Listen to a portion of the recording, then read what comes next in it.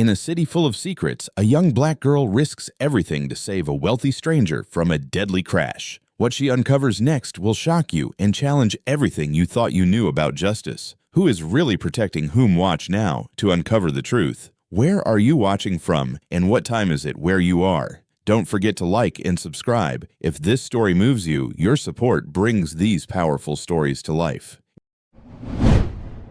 In the dimming light of a chilly autumn evening in New Haven, a small figure moved quietly through the bustling streets, barely noticed by the hurried passers-by. Aurora, a 7-year-old girl with dark skin and deep brown eyes that seemed to carry the weight of years beyond her age, navigated the cracked sidewalks with a practiced stealth. Her thin frame was wrapped in a coat several sizes too big, worn and patched from months of use, but it was her only shield against the growing cold. Aurora had long learned to keep to the shadows, to move like a ghost, unseen and unheard in a city that often chose to look away. The world around her was a blur of faces glued to screens. In different expressions and hurried footsteps, each person absorbed in their own concerns, their own lives, while she remained invisible. She clutched a small bundle close to her chest, half a lasagna wrapped in a plastic bag, a rare treasure scavenged from the alley behind an Italian restaurant. Food was never guaranteed, and Aurora's habit of dividing her meals into small portions reflected a lifetime of scarcity and uncertainty. She had learned not to trust abundance to ration what she had, carefully knowing all too well that tomorrow might bring hunger.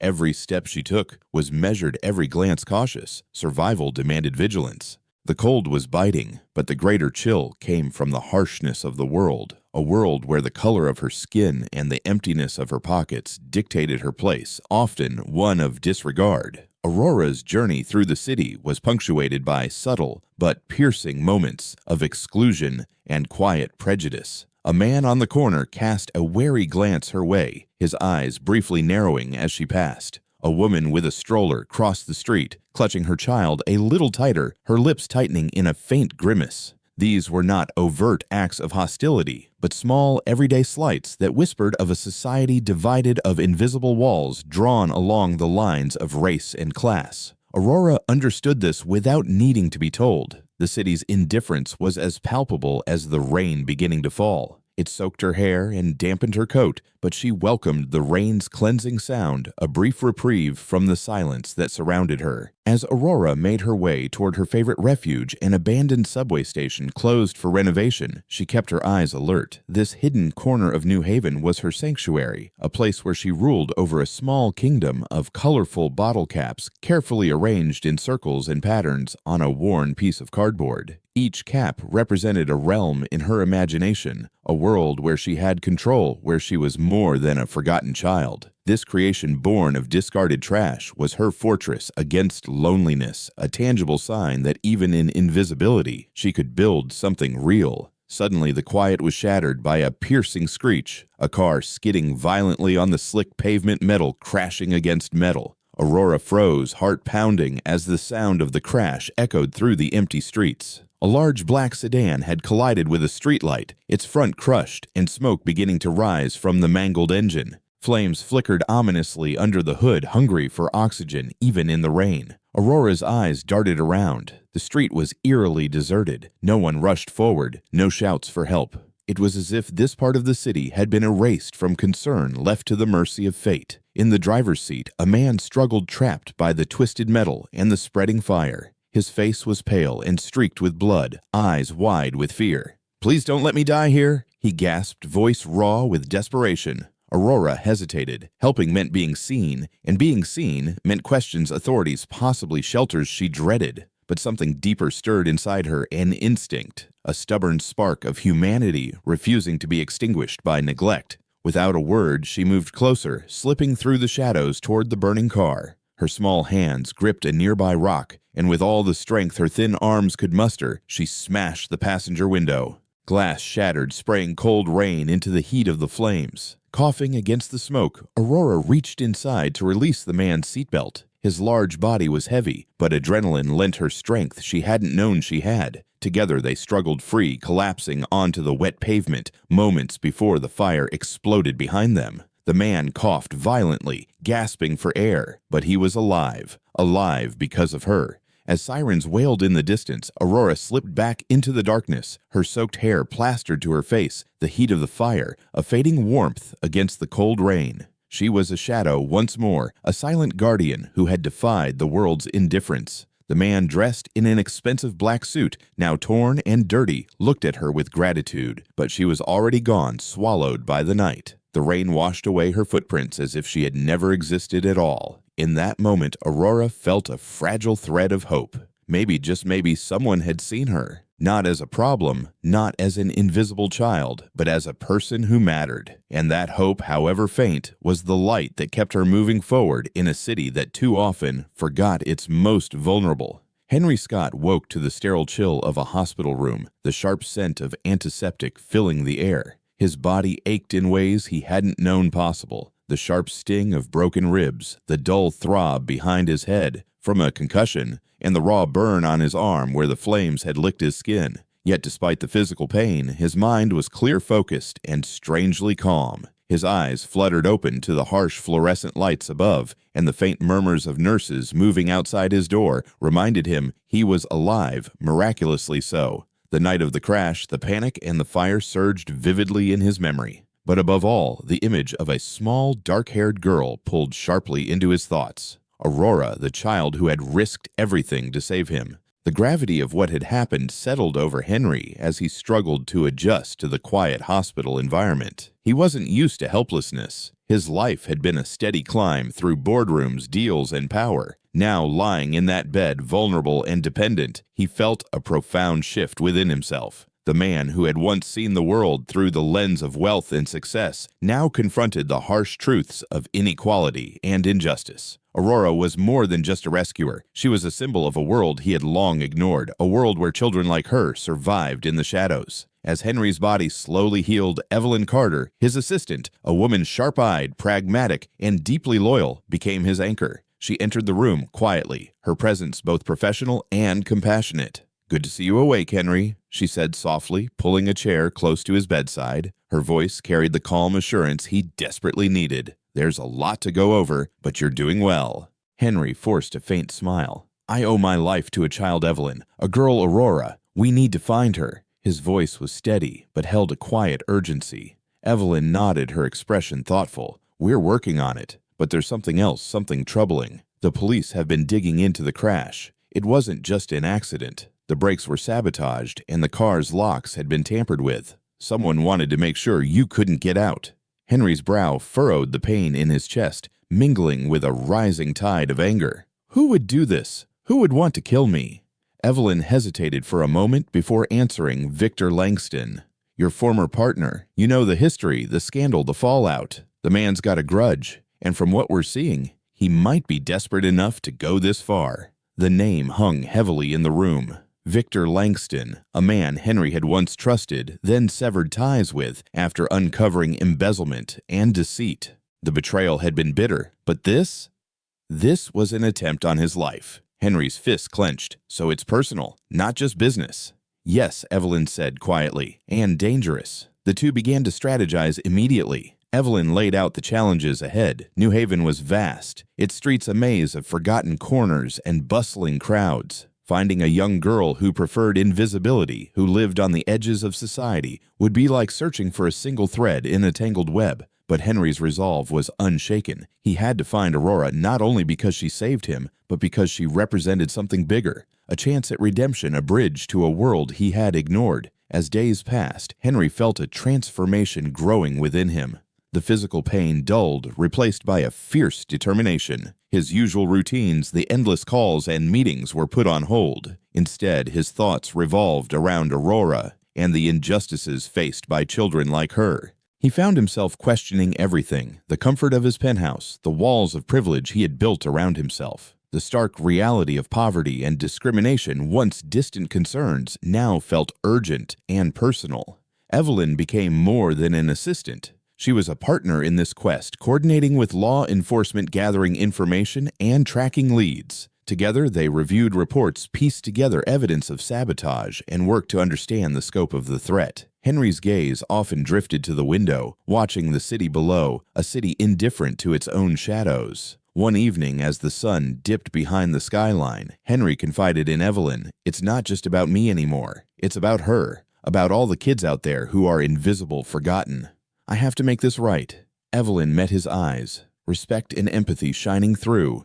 "You're not alone in this, Henry. We'll find her, and when we do, we'll make sure the world sees her." The search for Aurora was underway, but the city's vastness and its hidden layers made it a daunting task. Henry knew the journey ahead would test him in ways no boardroom battle ever had. Yet in that challenge, there was hope, a chance to rewrite the story, not just for himself, but for a child who had shown him the true meaning of courage and humanity. Through quiet moments of reflection, Henry's thoughts returned again and again to Aurora's face, so young, so brave, so real. He felt an unfamiliar but powerful emotion stirring deep within him, a commitment not only to justice, but to connection to healing, the divide between two worlds. And with that resolve, Henry prepared to step into the unknown, ready to face whatever obstacles stood between him and the girl who had changed his life forever. Grant Lawson stepped lightly through the worn sidewalks of New Haven, his eyes sharp beneath the brim of his cap as he surveyed the neighborhood that had become a patchwork of forgotten lives. This city was a maze of stark contrasts.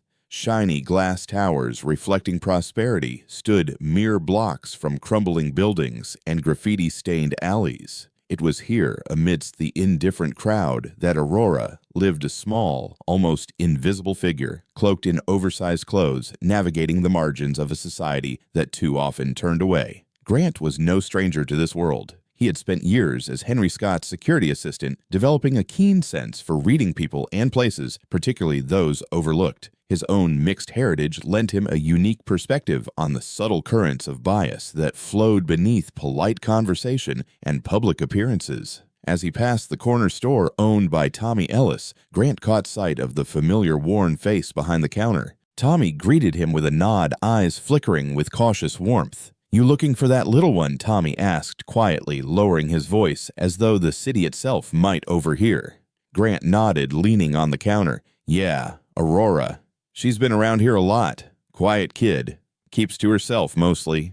Tommy's gaze softened as he spoke, but there was an undercurrent of sadness. "You know how it is. Some folks see her, some don't. And those who do, well, they don't always want to see much." The words hung in the air heavy with the weight of unspoken truths. Grant nodded, understanding all too well. This city held many faces, but not all of them were welcomed or treated with dignity. He knew that beneath the surface of daily life, subtle forms of prejudice simmered, glances that lingered too long on dark-skinned doors that closed just a little quicker, voices that dropped an octave when speaking to a child like Aurora. It was the kind of discrimination that didn't announce itself with shouts or signs, but seeped quietly into every interaction. It bred invisibility and isolation. Later at the old train station, where the echoes of footsteps mingled with the distant rumble of trains, Grant met Linda Morales. She was a woman of steady presence, her uniform neat despite the grime of the station. Her eyes revealed kindness, but also the fatigue of someone who had witnessed too much hardship. "That girl Linda said she's been coming by here since last fall, always alone collecting those bottle caps." She gestured towards the scattered collection glinting faintly in the corner. "It's like she's building something her own little kingdom."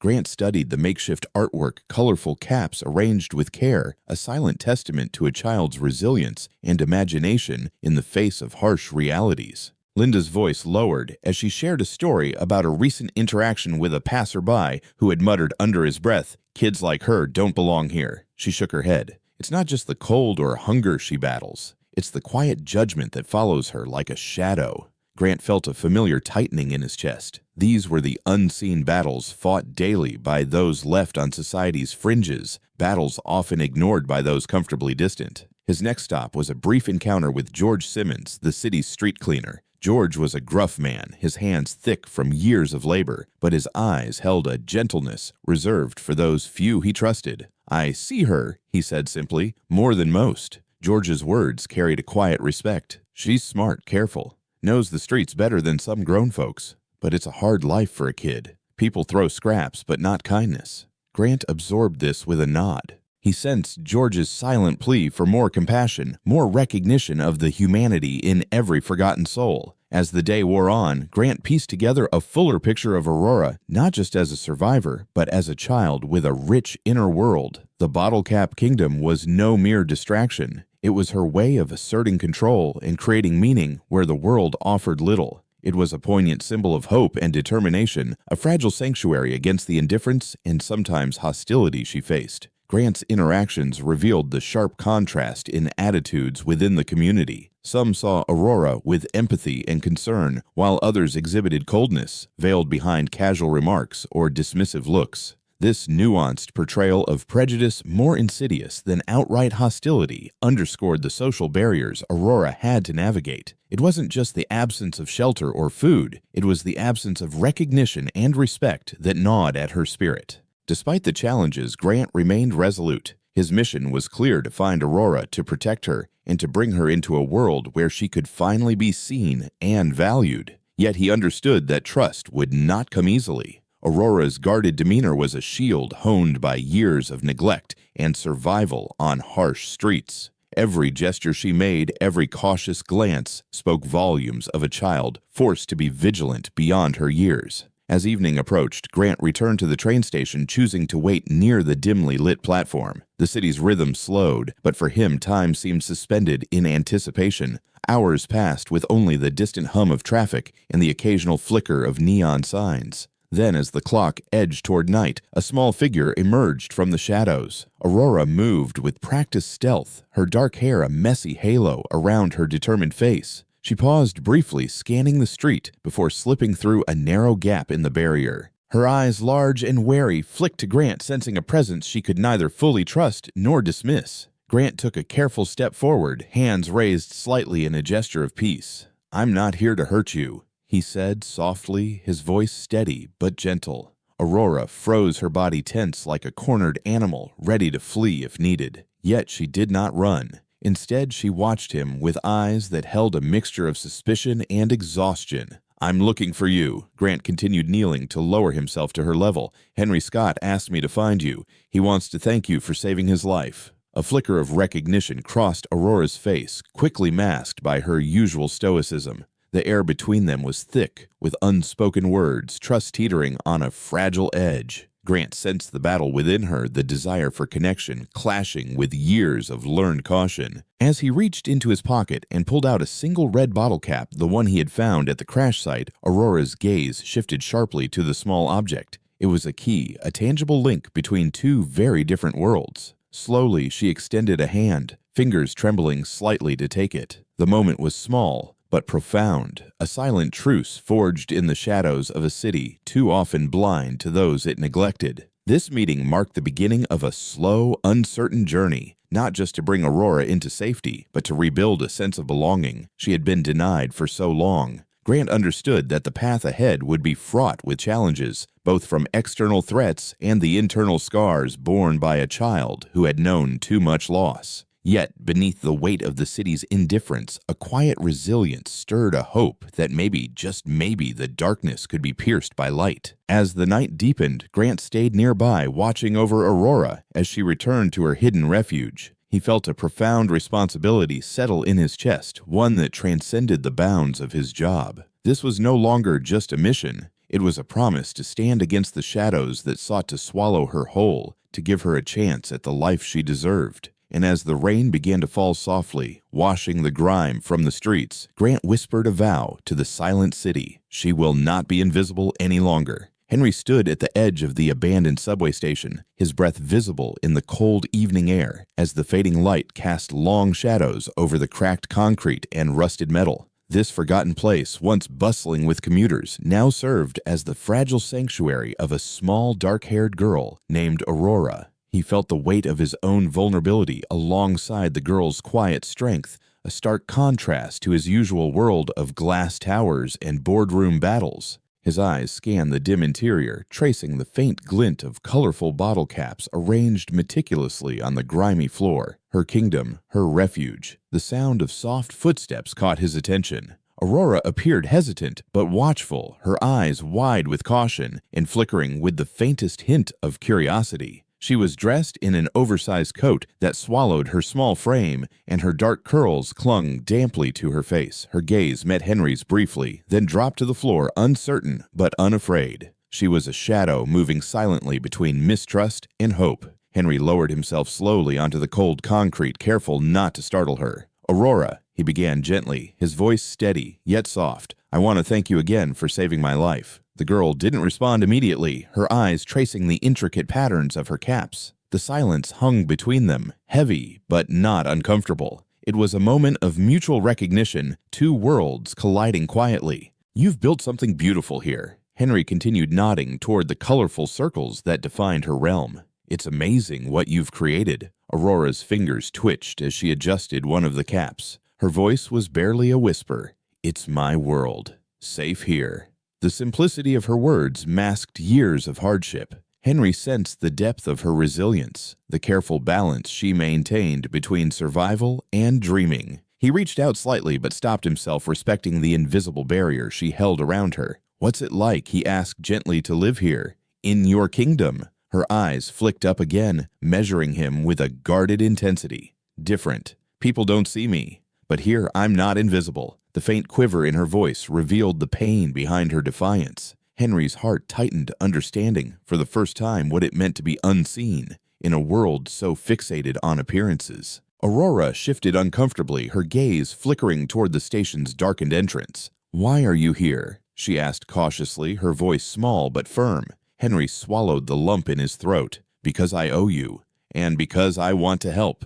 He watched as a flicker of doubt crossed her face, quickly replaced by the practiced mask of indifference. "Help doesn't always come in this world," she murmured. "People say things, then leave." Henry nodded, acknowledging the bitter truth in her words. "I don't want to be like that. I want to show you that not everyone walks away." His tone was steady, but his eyes betrayed his own fears, the fear that his world of wealth and privilege might never truly bridge the chasm of loneliness and mistrust Aurora carried. For a long moment, neither spoke. Aurora's fingers traced the circle of blue caps, then green ones, each representing a part of her imagined realm. "This is the Northern Kingdom," she said quietly, "with the biggest lake. And that's the Forest Kingdom." Her voice gained a touch of pride, the faintest light of hope shining through. Henry smiled softly, moved by the strength she summoned from such a fragile place. "You're a queen here," he said sincerely. The girl finally looked up fully, eyes meeting his with a vulnerability that startled him. "Queens don't get to rest much," she said, voice barely above a whisper. "They have to watch everything." Henry's gaze softened, realizing how much responsibility she bore, far beyond her years. "Maybe it's time for someone to watch over you," he offered, "someone you can trust." Aurora hesitated, her eyes searching his. "Trust is hard," she admitted, "especially when people don't look." Her voice cracked slightly, the walls she'd built threatening to crumble. Henry leaned closer, his tone steady but kind. "I'm here, and I'm not going anywhere." The words hung in the air, a promise that felt both fragile and monumental. Suddenly, a distant rumble echoed through the empty station, the city's relentless pulse reminding them of the world outside, one filled with indifference, cold glances, and whispered judgments. Aurora's eyes darkened momentarily with a mixture of fear and defiance. "They don't see me because of who I am," she said quietly, "because of the color of my skin, because of where I'm from." Henry felt the weight of her words settle deep inside him, a raw acknowledgement of a reality he had only begun to understand. His own past, marked by privilege and ignorance, now confronted by this stark truth, left him unsettled yet determined. "That's wrong," he said simply, "and I want to change it." Aurora looked at him, a flicker of something resembling hope mingling with skepticism. How she challenged. "How can someone like you change a world that's been this way for so long?" Henry sighed, the burden of his own failings pressing down on him. "One step at a time, by listening, by standing up when others stay silent, by being here with you." The honesty in his voice seemed to touch something deep within Aurora. For the first time, her shoulders relaxed slightly, the barrier beginning to shift. A soft sound interrupted them, the cautious footsteps of Grant Lawson approaching, carrying a subtle reassurance of safety. Henry stood, extending a hand toward Aurora. "Would you like to come with us?" he asked gently. The girl looked at his hand, then down at her world of bottle caps torn between the known and the unknown. After a pause that felt like an eternity, Aurora placed her small hand in his. The touch was tentative but firm, a silent agreement to the fragile bond forming between them. As they walked out of the shadows of the station, Henry glanced back once more, his heart heavy with the promise of a new beginning and the weight of a long journey ahead. Outside, the city lights flickered against the gathering dusk, a reminder of the vast world Aurora was stepping into, a world filled with challenges and possibilities alike. Henry knew this was just the first step. The path would be long, fraught with obstacles rooted deep in prejudice and pain, but also illuminated by the courage of a small girl who refused to be invisible. Together they would face the darkness, determined to find the light. The day Aurora was brought to Henry Scott's mansion was unlike any other for the quiet city of New Haven. As the car rolled through the winding drive lined with ancient oaks and freshly manicured gardens, Aurora peered out from the back seat, her small hands clutching the window frame. The towering iron gates swung open with a creak that echoed in the still morning air, revealing the sprawling estate beyond. The mansion stood like a fortress of wealth and privilege, its grand stone facade glowing softly under the pale sun. Henry watched quietly from the driver's seat, a mixture of hope and unease swirling in his eyes. The weight of his fortune felt heavier today, now that it carried the fragile life of a child who had survived the city's harshest corners. As they approached the front door, a woman appeared, Regina Morgan Henry's fiancée. She descended the grand staircase with practiced grace, every step measured and confident. Regina's smile was warm, but carried an edge of something unreadable, a polished mask that hid as much as it revealed. She reached out with hands gloved in pristine white leather, ready to welcome Aurora into this new world. Aurora's gaze flickered away, almost immediately, her small body stiffening with quiet alarm. Despite Regina's gentle words and seemingly sincere affection, the girl's instinct told her otherwise. Regina noticed the hesitation, but dismissed it with a subtle, dismissive glance, her eyes never quite meeting Aurora's.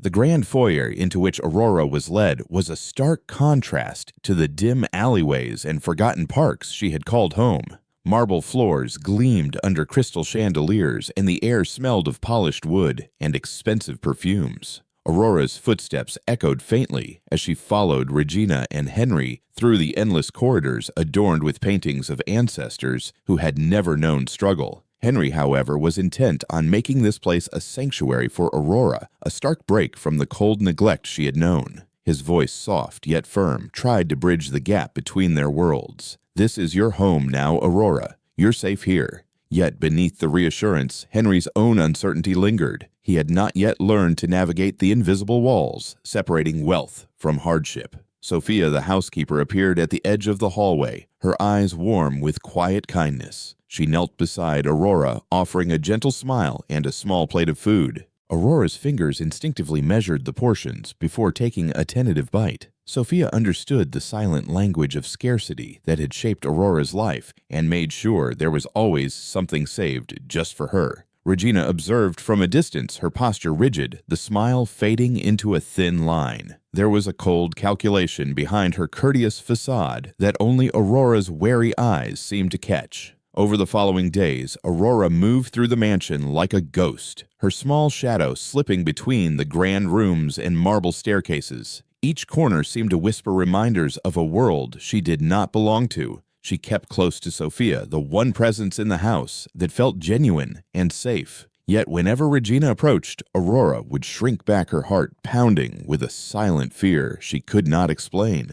Regina's attention was a puzzle, sometimes kind, sometimes unnervingly sharp, as if watching for signs that Aurora herself could not see. To the others, Regina's behavior seemed impeccable, her care a beacon of generosity, but to Aurora, it was a chilling mystery. One evening, as twilight softened the edges of the mansion, Aurora sat quietly in her small room. Underneath her pillow lay a secret kingdom, an arrangement of colorful bottle caps carefully organized into intricate patterns that only she understood. Henry, passing by, paused and smiled softly at the sight. In that quiet moment, he saw the fragments of trust beginning to form, fragile yet hopeful. It was a small victory in a world that often seemed too large and unwelcoming for a child like Aurora. As night fell over the estate, the contrast between the warmth of Henry's hope and the coldness of Regina's designs was stark. Aurora, despite her fears, clung to the slivers of safety she found in the mansion, not knowing that the true challenge was only just beginning.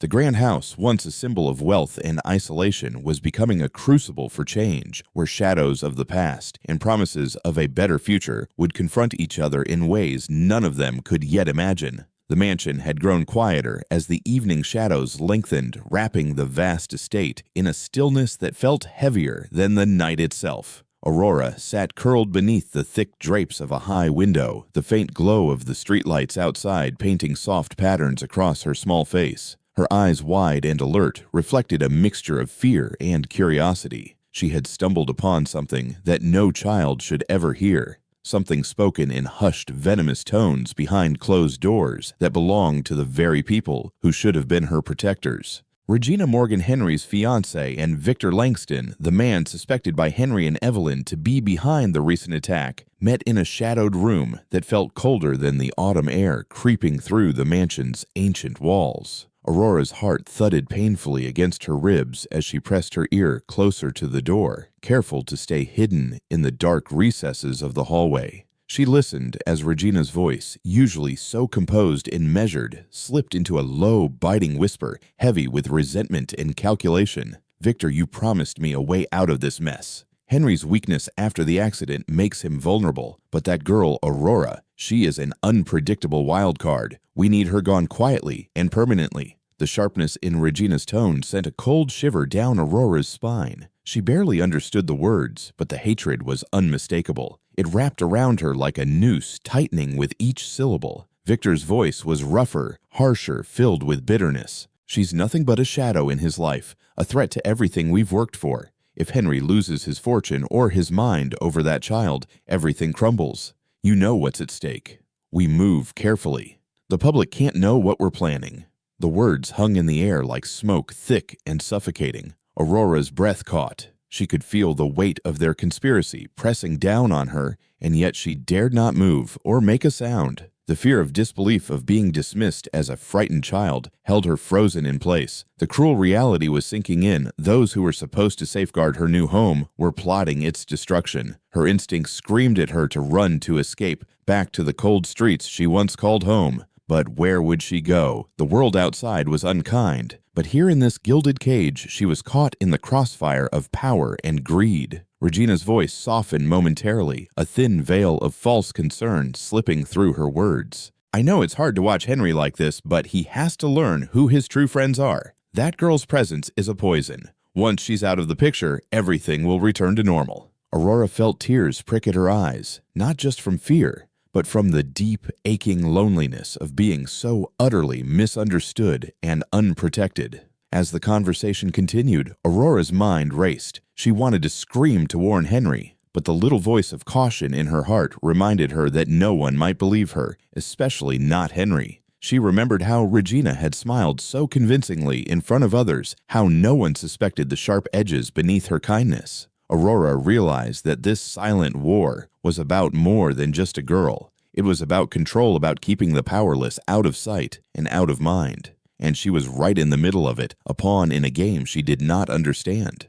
The tension in the room seemed to seep through the walls, making the very floor beneath Aurora's feet feel unstable. Her breathing quickened as she slowly retreated from the door, each step careful not to betray her presence. The cold dread settled in her chest, but amid the fear, a flicker of determination ignited. She could not let this darkness swallow her or Henry. There had to be a way to fight back, to survive, and find allies in a house filled with secrets. That night, as Aurora lay awake in her small room, the bottle caps she had meticulously arranged earlier seemed to lose their comforting order. Her mind replayed every word, every tone, searching for clues for a way forward. The fragile sense of safety she had started to feel was now clouded with suspicion and unease. Yet beneath the fear, a stubborn spark remained hope that perhaps Henry, the man who had risked everything for her once, would see the truth before it was too late. Meanwhile, in the grand study, Regina and Victor parted ways with a calculated calm,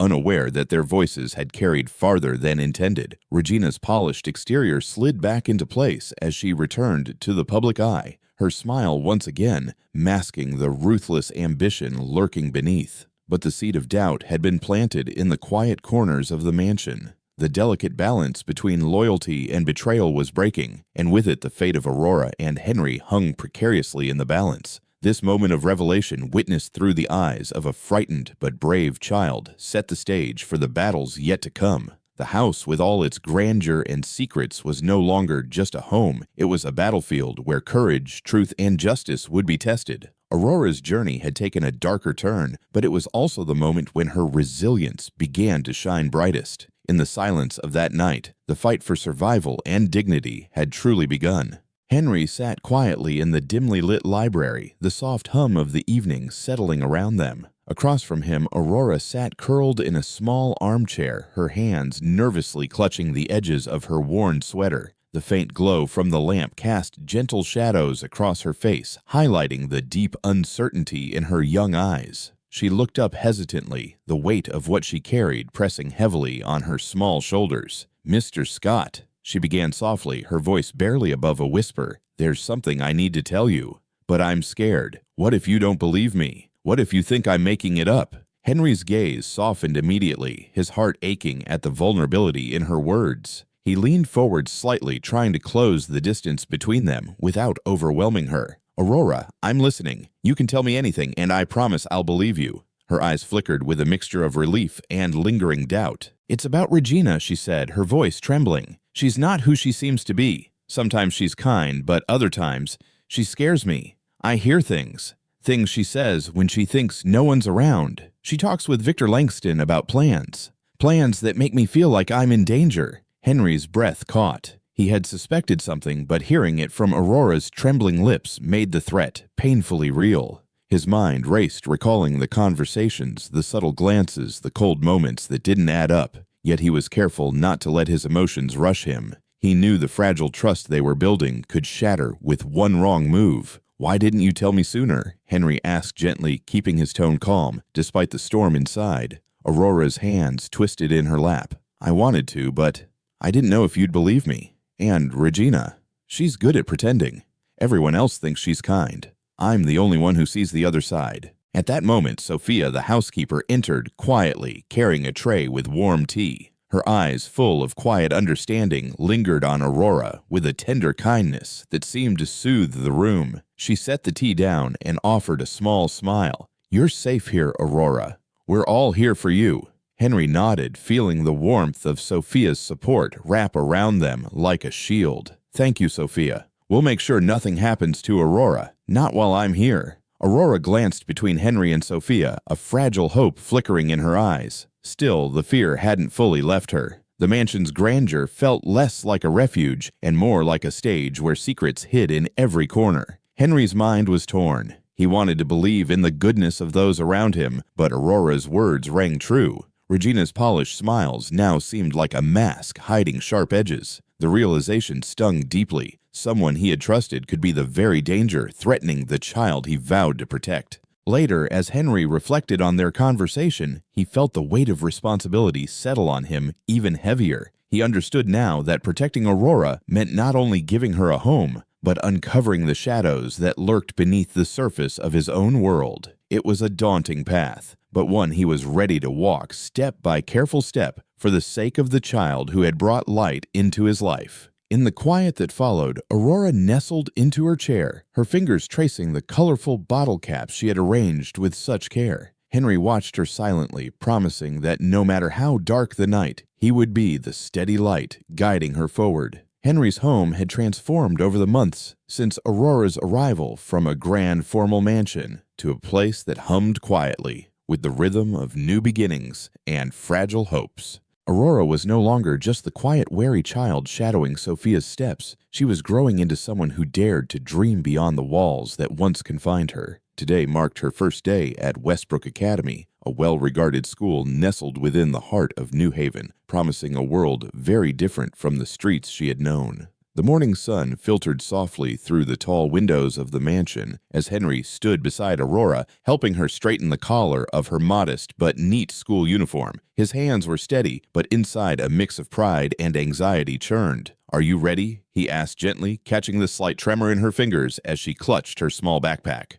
Aurora's eyes met his, a flicker of determination masked by a shadow of uncertainty. "I think so," she replied, voice soft but firm. "It's going to be different. I don't know if they'll accept me." Henry nodded, understanding the invisible walls she feared. "You belong there, Aurora. Not because of what you wear or where you come from, but because of who you are. Remember, you're not alone. We're all with you."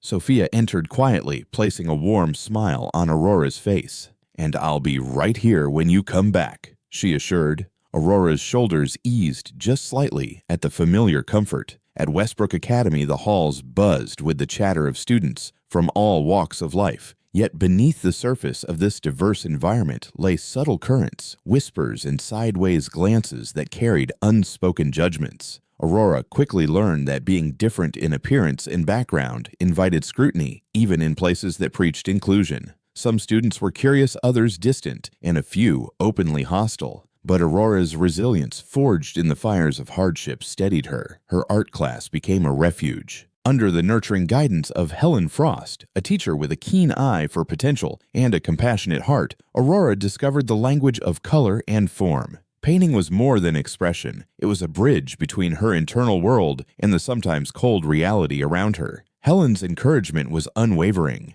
"Your talent is a gift, Aurora. Use it to tell your story, to show the world your strength." As Aurora's paintings began to fill the classroom walls, her peers started to see past her initial reticence. Maya Nguyen and Liam O'Connor, classmates with warm smiles and open hearts, reached out with friendship. Their kindness chipped away at the fortress of isolation she had built, offering glimpses of belonging that felt almost foreign but deeply desired. Yet the shadows of discrimination were never far. A whispered comment here, a stifled laugh there, reminders that the barriers Aurora faced extended beyond the mansion's gates and school corridors. These moments ignited in her a quiet but growing fire of frustration. She wrestled with the duality of wanting to fit in and the pain of being marginalized, emotions that often left her retreating to the solace of her room, surrounded by her colorful bottle caps and unfinished sketches. Henry watched this transformation with a mixture of pride and concern. He saw the battles she fought silently, the courage it took to step into a world that didn't always welcome her. Their conversations grew deeper, touching on themes of justice, identity, and hope. One evening, as Aurora shared a new painting, a vivid depiction of a child standing strong amid shadows, Henry felt the profound weight of her journey and his responsibility to support her. "I want to help make things better," Henry said quietly,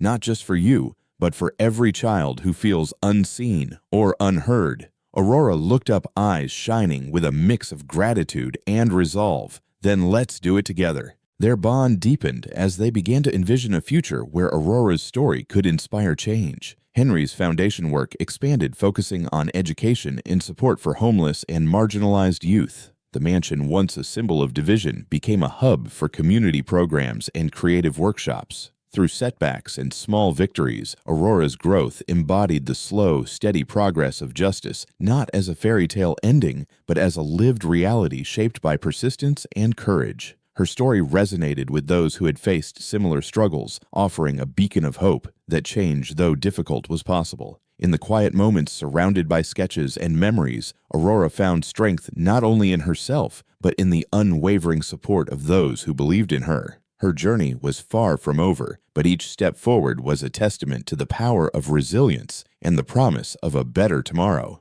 Henry sat quietly in his study, the weight of the past months pressing heavily on his shoulders. Around him lay the evidence that had slowly unraveled the dark web woven by Regina and Victor Langston, a web that had threatened not just his life, but the future of Aurora. Each document, each recorded conversation was a testament to the cruelty and deceit they had engineered in the shadows. Yet, despite the burden, Henry felt a fierce resolve burning within him. Justice was no longer a distant ideal. It had become a necessity, a mission that demanded every ounce of his strength and conviction. The confrontation with Regina had been inevitable. The evening air was thick with tension when Henry finally summoned the courage to face her. Their eyes met across the grand room, a battlefield of silent accusations and unspoken truths. Regina's polished smile faltered just slightly, her confident facade wavering under Henry's unwavering gaze. "You think you can destroy me with mere words and papers," she hissed, her voice low but laced with venom.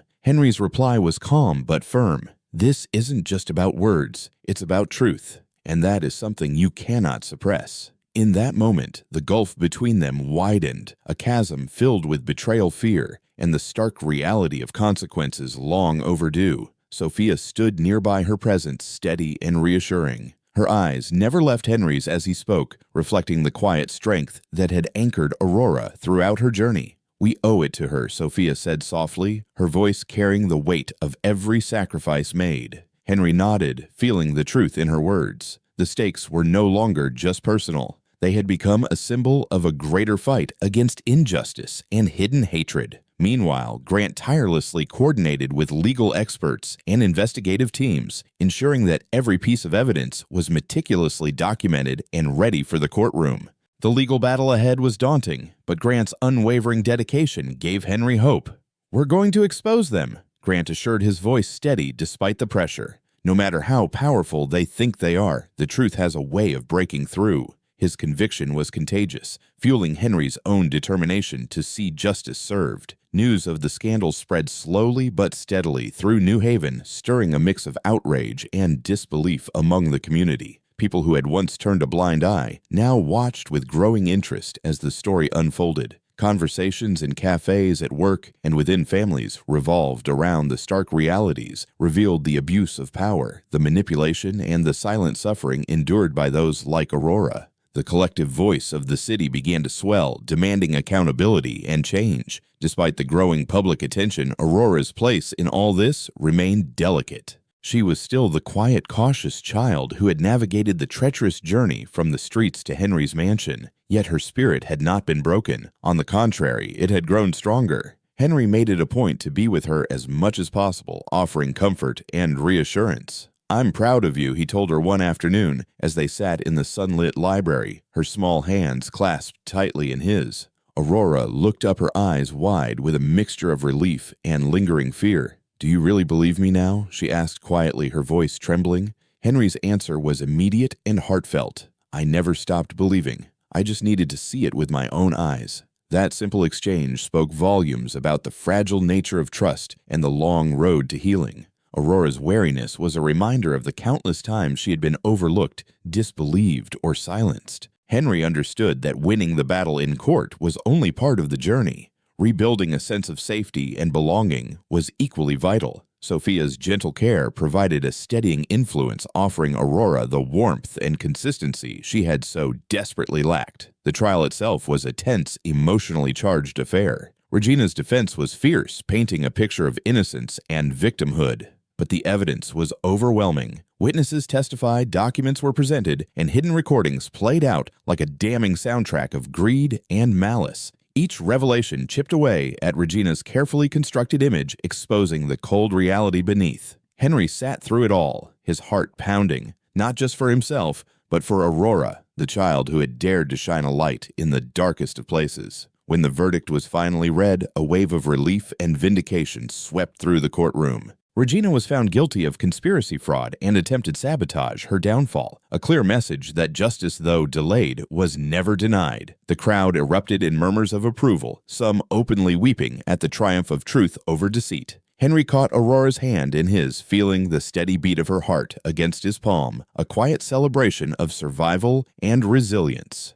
Outside the courtroom, reporters clamored for comments. Henry spoke with measured dignity, emphasizing the broader significance of the case. "This is not just about one family or one business," he said. "It is about the power we all hold to stand up against injustice, to protect the vulnerable, and to ensure that truth prevails." His words resonated deeply, sparking conversations about systemic issues and the need for ongoing vigilance and reform. The days following the trial brought both healing and reflection. Henry and Aurora spent more time together, slowly transforming the mansion into a true home, filled with laughter and hope.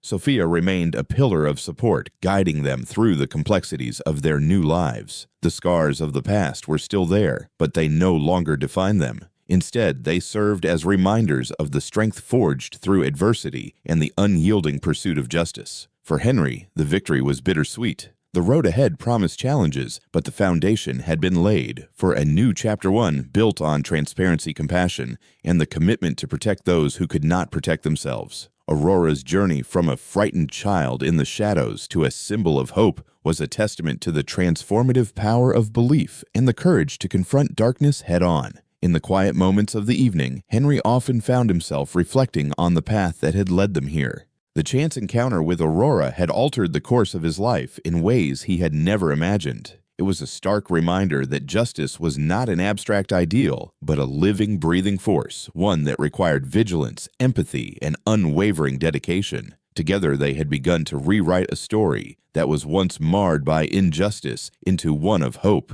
and redemption.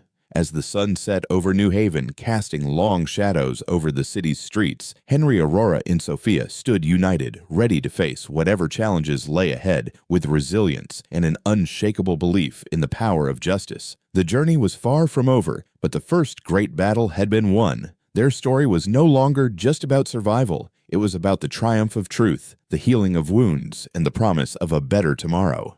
The courtroom victory over Regina Morgan was more than just a personal triumph for Henry Scott and Aurora. It marked the beginning of a profound transformation, one that extended far beyond the walls of the mansion. As the dust settled and the public gaze shifted toward healing and rebuilding, Henry found himself driven by a new purpose to create a lasting legacy of hope and opportunity for children like Aurora, who had suffered in the shadows for far too long. Thus was born the Aurora Foundation, a beacon of support for homeless and marginalized youth in New Haven and beyond. Henry's vision for the foundation was clear and unwavering. It was not to be a mere charity, but a comprehensive network that addressed the root causes of homelessness, neglect, and racial injustice. "We cannot simply provide shelter," Henry told Evelyn Carter during one of their early planning meetings, his voice steady and resolute. "We must offer education, healthcare, mentorship, and above all, a sense of belonging." Evelyn nodded thoughtfully, jotting down notes as Henry spoke. She had seen firsthand the impact of their journey with Aurora, the scars left by mistrust, and the fragile spark of resilience that could ignite change.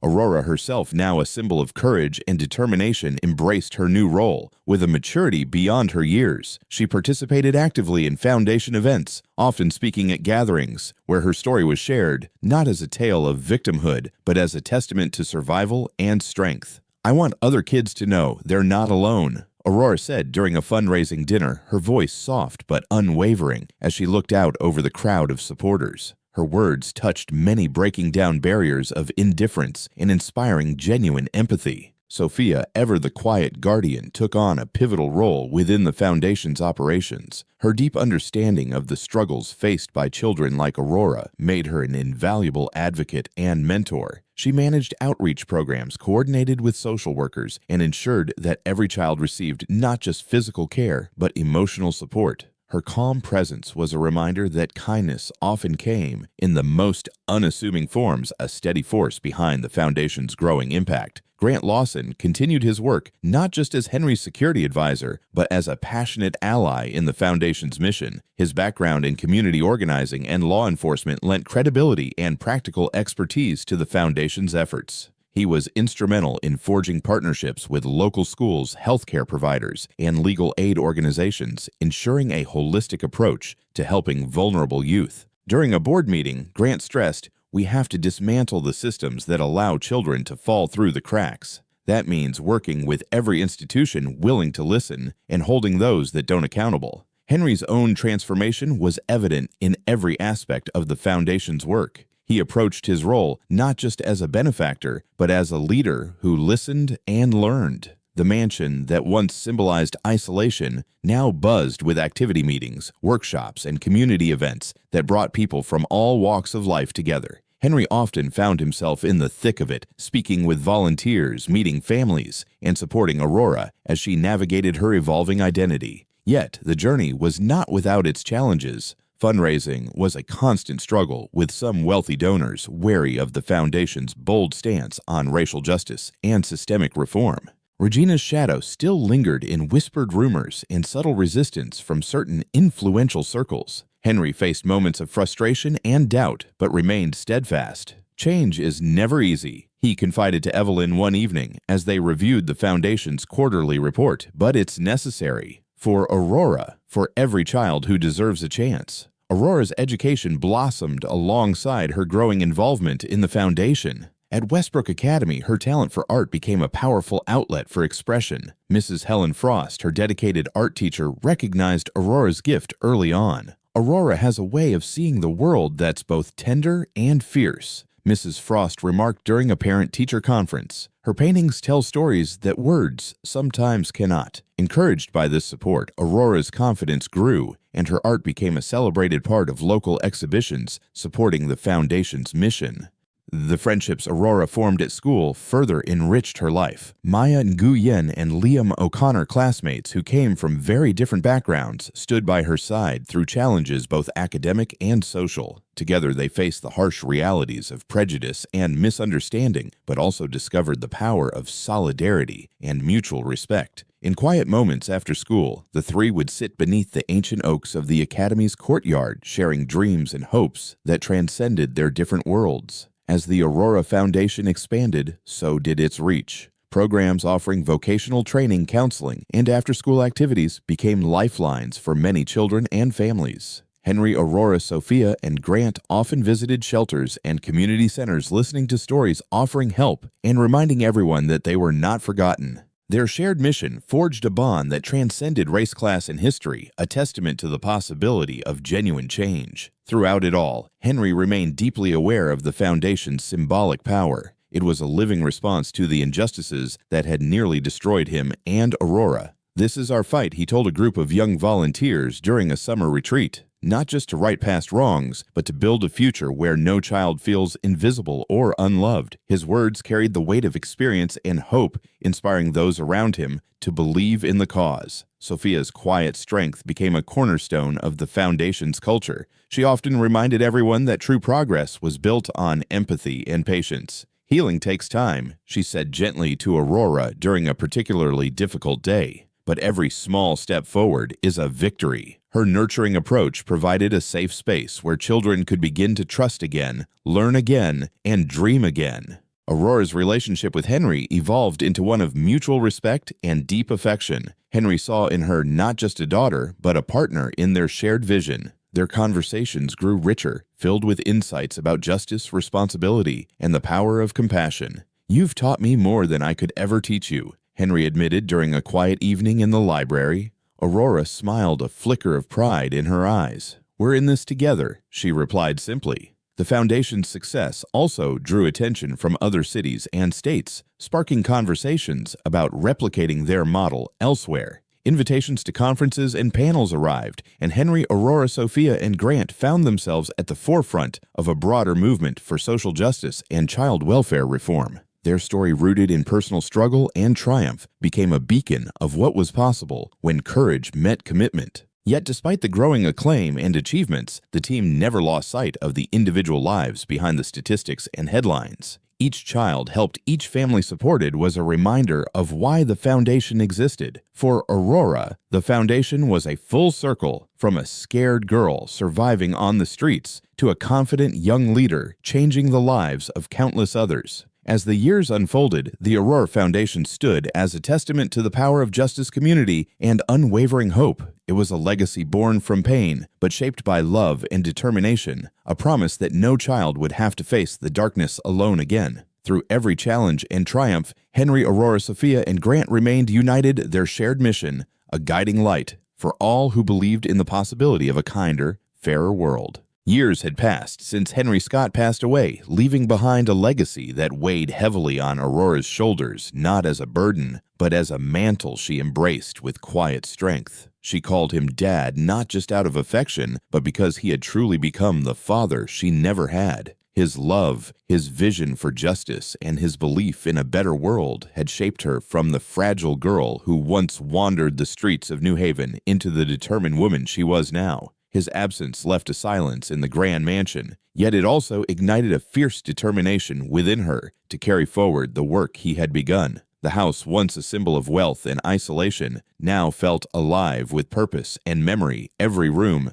a testament to their shared journey. Aurora moved through the halls with a calm grace, her footsteps echoing softly on the polished floors. Tony, her husband, was often by her side, a steady presence who understood the weight of her mission and supported her in every decision. Their daughter Jessie was a bright spark of hope, a reminder that the future was not just something to dream of, but something to build with love and care. Together they formed a family bound by respect, compassion, and a shared commitment to the values Henry had instilled. Tony's gentle encouragement and unwavering support provided Aurora with the strength she needed to face the challenges of leadership, while Jessie's laughter brought warmth to the halls that had once echoed with uncertainty and fear. The Aurora Foundation, named in honor of the little girl who had once been invisible to the world, had grown into a beacon of hope for countless children. It was more than just a charity. It was a movement to heal the deep wounds of injustice and neglect. Under Aurora's guidance, the foundation expanded its reach, offering education, shelter, and advocacy to those forgotten by society. She worked tirelessly alongside her closest allies, Sophia, now a trusted advisor and family friend, and Grant, whose dedication to justice matched her own.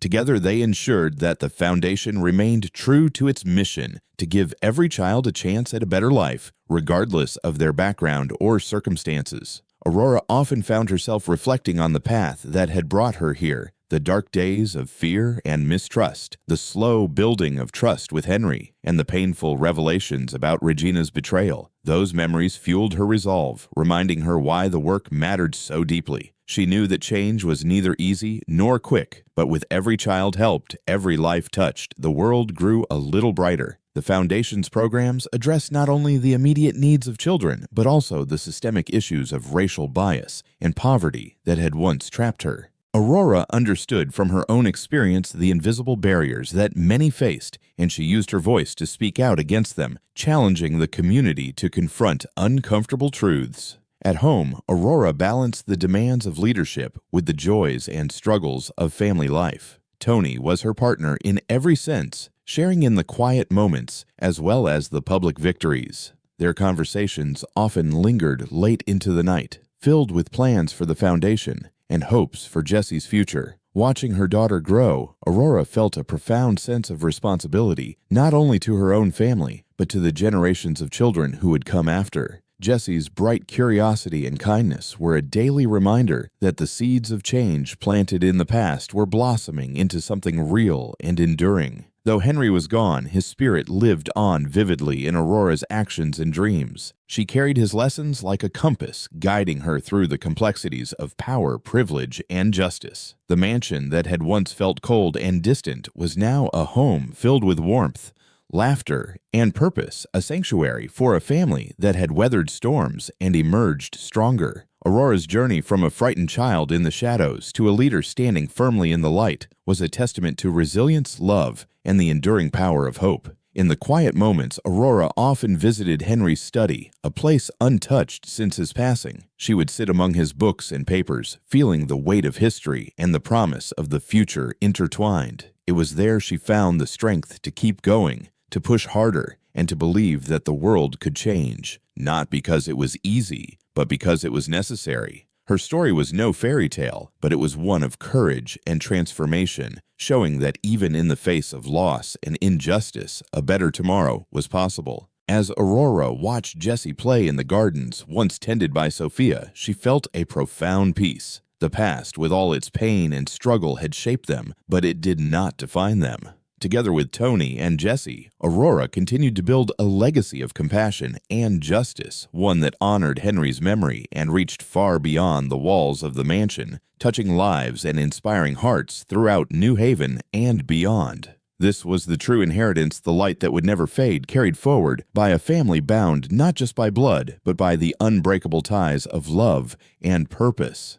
Thank you from the bottom of my heart for staying with us through this long journey. Your time and attention mean more than words can say. Stories like Aurora's remind us all of the power of hope, resilience, and the unyielding fight for justice. I invite you now to share your feelings, what moved you, what inspired you, and tell me where in the world you're watching from.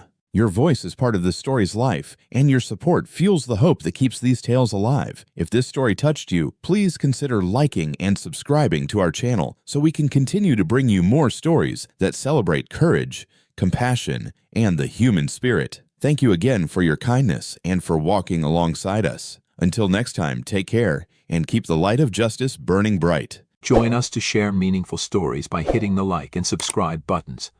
Don't forget to turn on the notification bell to start your day with profound lessons and heartfelt empathy.